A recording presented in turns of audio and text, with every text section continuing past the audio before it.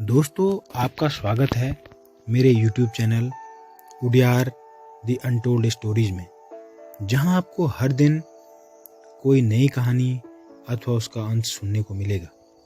अतः रोज नई रोमांचित करने वाली कहानियों को सुनने के लिए चैनल को सब्सक्राइब करें और घंटे का बटन भी दबा दें, ताकि आपको नई कहानियों की जानकारी मिलती रहे। दोस्तों, मैं हूं भानु तिवारी। आज की कहानी का नाम है देवदूत, जिसका आज आप पहला भाग सुनेंगे। मयंक, जिसको लोग M.K. रानाडे के नाम से भी जानते हैं, कई सालों से एक रिसर्च कर रहा है। यद्यपि उसके इस रिसर्च के बारे में कोई नहीं जानता। मयंक ने MSc इन फिजिक्स और उसके बाद MBA इन फिनांस भी किया है, पर इसके बावजूद वो एक खिलौने की दुकान चलाता है। हालांकि मयंक उसे खिलौनों की दुकान कहना पसंद नहीं करता। जब भी उससे कोई पूछता है कि आप क्या करते हैं, तो वो कहता है, मैं ड्रीमिंग टूल्स का बिजनेस करता हूँ। कोई आम आदमी हो तो वह मन ही में सोच लेता है कोई बिजनेस होगा। आजकल बिजनेस भी तो इतने सारे आ गए हैं। पर कोई पढ़ा लिखा व्यक्ति हो तो उत्सुकता बस पूछ ही लेता है, यार ये ड्रीमिंग टूल्स का बिजनेस क्या है। तब वो अपने सारे पढ़ाई के कौशल को उसमें उड़ेलते हुए बोलता है, मैं बच्चों को नए नए सपने देखने में मदद करने वाले इंस्ट्रूमेंट का बिजनेस करता हूँ, जिससे बच्चों की इमेजिनेशन यानी कि कल्पना करने की क्षमता का विकास होता है और वो उससे खेलों में भी व्यस्त रहते हैं और उनके दिमाग का उचित दिशा में मार्गदर्शन भी होता है। ऐसा कह के वो अपना विजिटिंग कार्ड उस व्यक्ति को थमा देता है, जिसमें लिखा होता है, for shaping your child's future visit at our dreaming land. अब बच्चे किसके घर में नहीं होते और कौन अपने बच्चों का दिमाग का विकास नहीं करना चाहता। आए दिन कोई न कोई उसके खिलौने की दुकान में पहुंच ही जाता है। पहले वो खिलौनों की दुकान देखकर ठगा हुआ सा महसूस करता है, यार ये तो खिलौनों की दुकान है। पर फिर मयंक उसको कहता है, आप निराश मत होइए, सच में ड्रीमिंग टूल्स हैं। सच में ये ड्रीमिंग टूल्स हैं। फिर वो हर खिलौने की खूबी, उससे बच्चा क्या सीखेगा, ये भी बताता है। साथ में अगर बच्चा लड़का है तो उसके लिए अलग खिलौने और लड़की है तो उसके लिए दूसरे खिलौनों को सुझाव देता है। पर जो भी हो, ज्यादातर लोग उसके शब्दों के मायाजाल में फंस जाते हैं और महंगे महंगे खिलौनों को आसानी से ले जाते हैं। पर मयंक के सपने बड़े हैं और एक खिलौनों की दुकान उन सपनों का पोषण नहीं कर सकती। उसको ज्यादा पैसा कमाकर बहुत सारे काम करने हैं, जिन्हें पूरा करना उसका सपना है। इसलिए वो कई सालों से ऑनलाइन लॉटरी की टिकट भी खरीदता आ रहा है, पर उसने आज तक कोई लॉटरी नहीं जीती। वो सोचता है, किसी की लॉटरी लगती भी है या ये ऐसे ही नाम दे देते हैं। ऐसे कई साल बीत गए। एक दिन मयंक सुबह उठा तो उसको एक इंटरनेशनल नंबर से कॉल आया। उसने उठाया तो एक लड़की ने पूछा, may I speak to M.K. Ranade. उसने बोला, यस प्लीज। तो उधर से आवाज आई, congratulation, you have won 2600 crore rupees lottery. Mayank को विश्वास नहीं हुआ कि उसने 2600 करोड़ की लॉटरी जीती है। उसने वेरिफिकेशन के लिए अपनी ईमेल चेक की। सच में उसे लॉटरी ऑर्गेनाइज करने वाली कंपनी की तरफ से मेल आया था और लॉटरी को क्लेम करने के लिए डॉक्यूमेंट मांगे थे। मयंक की खुशी का ठिकाना नहीं रहा। अब वह अरबपति बन गया था। अब उसे आशा की किरण नजर आने लगी थी कि उसका सपना पूरा हो सकता है। उसकी ऑनलाइन ट्रेडिंग और इन्वेस्टमेंट व रिसर्च भी एक अच्छे मोड़ पर पहुंच चुकी थी। उसने लगभग सारा पैसा अलग अलग कंपनियों में अपनी रिसर्च के अनुसार इन्वेस्ट कर दिया, जिसका रिटर्न उसकी उम्मीद के अनुसार ही निकलता जा रहा था।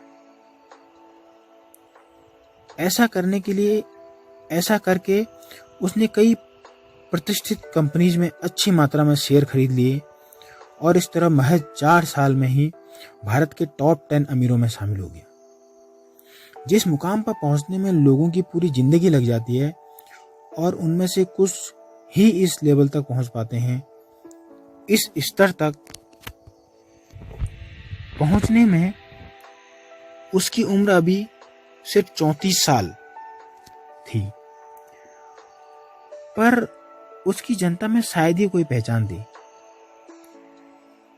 क्योंकि वह कोई भी बिजनेस समिट में नहीं जाता और न वह मीडिया से कभी इस बारे में रूबरू हुआ।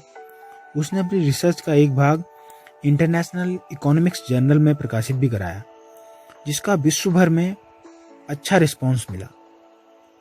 इकोनॉमिक्स यानी अर्थशास्त्र के जाने माने लोगों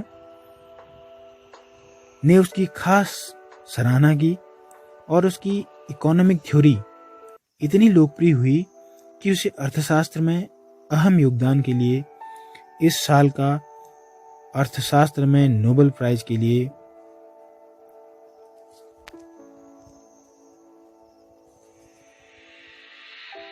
नोबेल प्राइज के लिए चुना गया। उसे अपनी प्राइज सेरेमनी के लिए स्वीडन जाना था।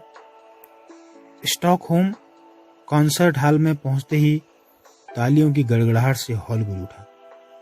इस बार का नोबेल प्राइज इन इकोनॉमिक्स दिया जाता है M.K. Ranade ji from India, hall में घोषणा हुई और उसने अपना संबोधन शुरू किया।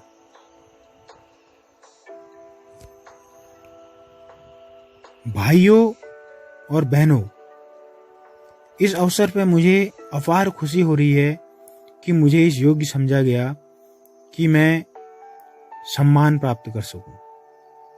पर इससे भी ज्यादा खुशी मुझे तब होगी जब मेरे सिद्धांत से दुनिया के किसी गरीब परिवार को 2 टाइम का निवाला आसानी से मिल पाएगा। उनकी शिक्षा और रहन सहन के स्तर का खर्च उठाने में वे स्वयं समर्थ हो पाएंगे।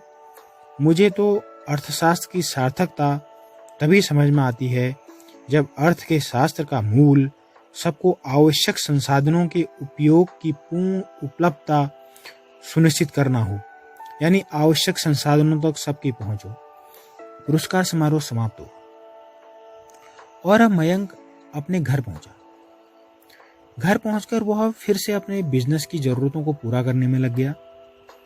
एक दिन शाम को पार्क में वो टहल रहा था।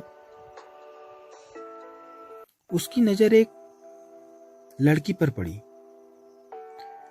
जो कि एक कुत्ते के पिल्ले को पकड़ने के लिए भाग रही थी। लगभग अंधेरा होने वाला था। कुछ गिने चुने लोग ही पार्क में घूम रहे थे, जिसमें ज्यादातर लोग वयोवृद्ध थे। तो मयंक ने सोचा कि उस लड़की की मदद करूं, तो उसने आगे से दौड़कर कुत्ते के पिल्ले को जैसे ही पकड़ा, उसने मयंक के हाथ की अंगुली के ऊपर अपने पैने दांत से थोड़ा काट दिया। थोड़ा सा खून भी निकल रहा था।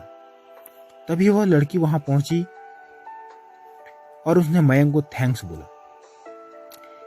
ये चैन से छूटकर भाग गया था, उस लड़की ने हाँफते हुए बोला। मयंक ने दांतों को आपस में दबाते हुए, वो तो ठीक है, पर ये तो काटता है, इसने मेरी अंगुली पकड़ लिया। डरो मत, इसकी प्रॉपर वैक्सीनेशन हुई है, लड़की ने हंसते हुए बोला। लड़की को हंसते देख मयंक को थोड़ा गुस्सा आ गया। मुझे क्या पता इसकी वैक्सीनेशन हुई है कि नहीं, क्या पता तुम झूठ बोल रही हो। तो लगा लो रेबीज की वैक्सीन, लड़की ने भी थोड़ा गुस्से में कहा। अब इस वक्त कहाँ जाऊं वैक्सीन लगाने? मयंक थोड़ा सहमते हुए बोला, मैं लगा दूंगी। डरो मत, मैं डॉक्टर ही हूं। माई सेल्फ रिया, डॉक्टर रिया, उसने अपना परिचय देते हुए बोला। और आपका नाम? मयंक। तो मयंक जी क्या करते हैं आप? खिलौने की दुकान है मेरी, मयंक ने मुस्कुराते हुए बोला। गौर करने वाली बात यह है कि आज उसने ड्रीमिंग टूल्स का बिजनेस नहीं बोला। ये मयंक की सादगी और न्यूज चैनल मीडिया से दूर रहने का ही नतीजा है कि उसने पहचाना नहीं। उसे छोड़ो, उसे यहाँ कोई नहीं पहचानता। वो अकेले ही करीब 2 घंटे यहाँ घूमा करता है। इस शहर में उसे करीब 2 महीने हो गए हैं। वह यहाँ बिजनेस के सिलसिले में ही आया है। अभी मेरी रात को ड्यूटी है, तुम आ जाना, मैं लगा दूंगी वैक्सीन। साथ ही रिया ने यह भी बताया कि वह देश के एक जाने माने गवर्नमेंट हॉस्पिटल में डॉक्टर है। रिया ने मयंक को हॉस्पिटल में कहां पर वो मिलेगी उस वार्ड का नंबर बताया और वो अपने डॉगी को साथ लेकर घर को लौट गई। मयंक होटल में पहुंचकर यह सोचने लगा कि जाऊं या कल कहीं और से वैक्सीन लगा लूं। वैसे वो कह भी रही थी कि कुत्ते को तो वैक्सीन लगी है। लड़की चेहरे से तो झूठ बोलने वाली नहीं लगती। वैसे दिखने की तो सुंदर है, पर मुझे क्या। वो थोड़ा बुदबुदाया और ऑटो में उस हॉस्पिटल के बाहर उतरा। अंदर हॉस्पिटल के उस वार्ड में पहुंचकर उसने नर्स से पूछा, ये डॉक्टर रिया कहाँ मिलेंगी? नर्स बोली, डॉक्टर अभी पेशेंट देख रही हैं, थोड़ी देर में आएंगी। आधा घंटा हो गया पर रिया नहीं आई। वो सोच रहा था चला जाता हूं, पता नहीं कब तक आएगी। तभी एक शख्स उनके पास आए जो डॉक्टर का आला अपने गले में लटकाए हुए थे। बोले, आप एम के रानाडे जी हैं? मयंक बोला, हाँ, पर मैंने आपको पहचाना नहीं। वो वृद्ध सज्जन बोले, मैं इस मेडिकल इंस्टीट्यूट का निदेशक यानी कि डायरेक्टर हूं, डॉक्टर बीडी शर्मा। आपने 1 महीने पहले एक कैंसर इंस्टीट्यूट के लिए 10 करोड़ का डोनेशन दिया था। उस दिन मैं आपको वहां देखा था। वो कैंसर इंस्टीट्यूट मेरी बेटी चलाती है। मयंक बोला, अच्छा, आपसे मिलकर बहुत खुशी हुई। वो वृद्ध बोले, खुशी तो हमें आपसे मिलकर हुई। उसके बाद उन्होंने स्वाभाविक सा सवाल पूछ दिया, आप यहां क्या कर रहे हैं? मयंक बोला, किसी का इंतजार। आप यहां किसका इंतजार कर रहे हैं? डॉक्टर शर्मा बोले, मैं यहां डॉक्टर रिया का इंतजार कर रहा हूं। मयंक थोड़ा धीमी आवाज में बोला। शर्मा जी ने मोबाइल अपनी जेब से निकाला और डॉक्टर रिया को फोन किया। डॉक्टर रिया, आप जल्दी से अपने कैबिन में आइए। डायरेक्टर का फोन सुनकर रिया थोड़ा घबरा गई। उसके मन में 50 ख्याल आने लगे। कहीं किसी ने कंप्लेंट तो नहीं कर दी? ये डायरेक्टर साला बड़ा खलूस है, पिछले 1 साल से लगातार नाइट ड्यूटी लगाई है। कई बार डे शिफ्ट के लिए अर्जी भी दे दी है, पर कोई जवाब नहीं आया। आज अब पता नहीं क्या हो गया, क्यों बुलाया होगा। ऐसा सोचते सोचते रिया अपने कैबिन तक पहुंच गई। तभी डायरेक्टर सर उस आदमी के साथ खड़े थे जो पार्क में मिला था। रिया ने कहा, सर आपने बुलाया? डायरेक्टर सर ने मुस्कुराते हुए कहा, रिया, इनको क्यों वेट करा रही हो? ये आपसे मिलने आए हैं। रिया डर के मारे बस इतना ही बोल पाई, हाँ सर, मैंने ही बुलाया। डायरेक्टर सर बोले, देखो, रानाडे जी, मैं आपको ज़्यादा डिस्टर्ब नहीं करूँगा, पर आपको कल हमारे घर खाने पाना होगा। कल मेरी मैरिज एनिवर्सरी है। रिया, इनको जरूर लेके आना और तुम भी जरूर आना, मैं इंतजार करूंगा।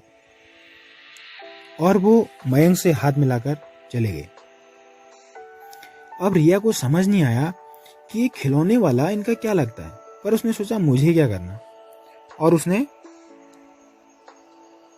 मयंक को साथ आने को कहा और रेबीज की 0 डे वाली वैक्सीन शॉट लगा दी। अब रिया के दिमाग में ख्याल आया कि क्यों ना इससे थोड़ा काम निकाला जाए। डायरेक्टर से कह के अपनी डे शिफ्ट तो मैं लगा ही सकती हूँ। तो उसने मुस्कुराते हुए मयंक से कहा, और बताइए क्या सेवा कर सकती हूँ मैं आपकी। मयंक बोला, ये कोई सेवा है? अभी भी दर्द हो रहा है। रिया बोली, दर्द तो होगा ही, कुत्ते के पीछे भागने के लिए मैंने थोड़ी बोला था। हाँ ये तो है, मयंक ने धीरे से बोला। रिया बोली, चलो आपको एक कॉफी पिलाती हूँ कैंटीन में, अच्छी बनती है। मयंक बोला, कॉफी? वो भी हॉस्पिटल में? पिलानी है तो कहीं बाहर पिलाओ, अच्छे कॉफी सेंटर में। रिया बोली, डॉक्टर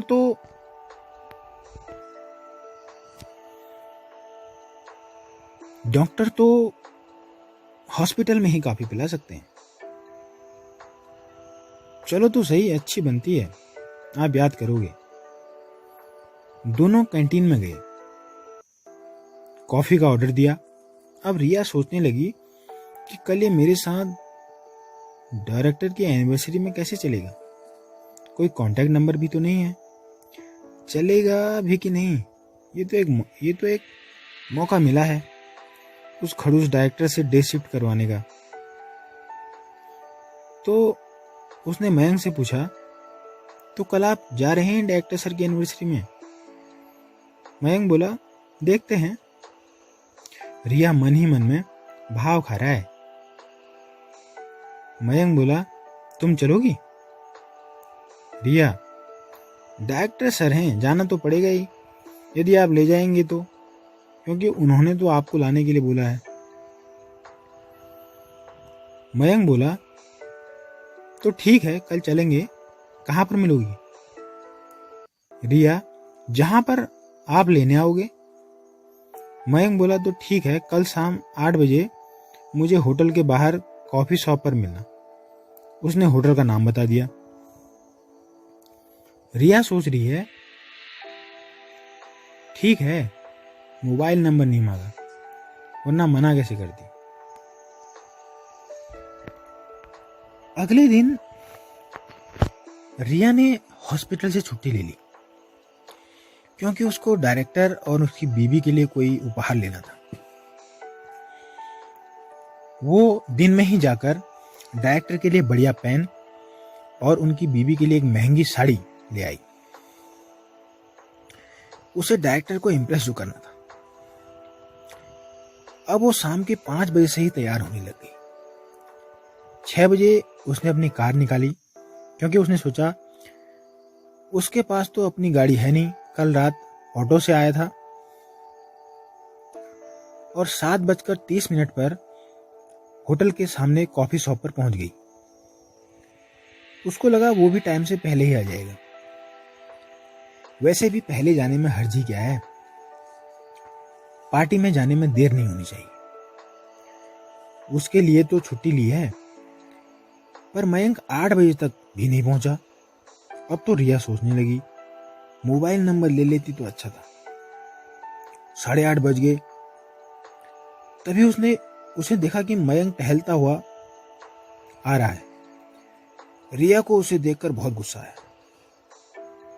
वो सोच रही थी, थोड़ी इंपॉर्टेंस क्या दे दी, सर पर चढ़ गया, मुझे इंतजार करवाया, ब्लडी खिलौने वाला। मयंक ने आते ही बोला, सॉरी मैं थोड़ा लेट हो गया। तुमने गिफ्ट के लिए कुछ खरीदा? अब रिया का गुस्सा कुछ कम हुआ। उसने बोला, हाँ मैंने सर के लिए एक पेन और उनकी पत्नी के लिए एक साड़ी खरीदी है। मयंक बोला, मुझे अलग से खरीदने की जरूरत है क्या? रिया, खरीदना तो चाहिए। मयंक, किसमें चलना है, ऑटो करें? रिया, नहीं, मैं कार लाई हूं। और दोनों कार में बैठ गए। तो दोस्तों, ये है कहानी का आज का अंश। कहानी आपको कैसी लगी नीचे कमेंट करें, और यदि पसंद आए तो लाइक और शेयर करना ना भूलें। धन्यवाद।